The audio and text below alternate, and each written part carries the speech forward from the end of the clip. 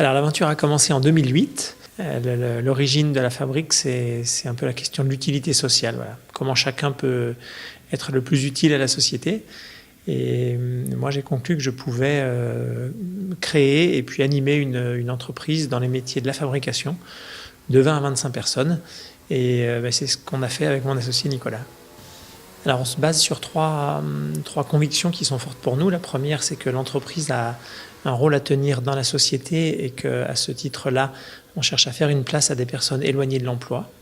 Le deuxième sujet qui est important pour nous, il est autour des questions environnementales. On est dans des métiers qui peuvent générer des pollutions de l'air intérieur. Il y a des questions d'origine des bois, le traitement des déchets, l'origine de l'énergie qu'on utilise. Donc on a plein de questions sur lesquelles on essaye de cheminer vers des meilleures solutions.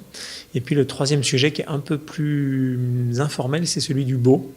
On croit que le beau nous fait grandir, nous rend plus humains. Et donc on s'efforce de faire des belles choses. Mais le cœur de notre fonctionnement, c'est un couple de réunions. Voilà. La première, c'est le conseil d'entreprise. Donc, il réunit tous les salariés. Et c'est un lieu à la fois d'information sur l'ensemble de la vie de la société. C'est aussi un lieu de concertation. Nous, en tant que gérants, notre mission, c'est de construire une vision pour la fabrique. Et pour ça, on a besoin d'être dans le dialogue avec les salariés pour construire une entreprise que les salariés ont envie d'habiter, finalement. Et puis, c'est aussi un lieu de décision, puisqu'un certain nombre de décisions sont prises de manière collective, sous forme de vote. Et dans certains cas, nous, on est même sur un vote dit souverain, et on se range à l'avis des salariés, même si ce n'était pas forcément notre première hypothèse. Donc, en alternance avec le conseil d'entreprise, qui a lieu toutes les 6 semaines, il y a toutes les 3 semaines un open café, qui est une réunion uniquement des salariés, sans les gérants.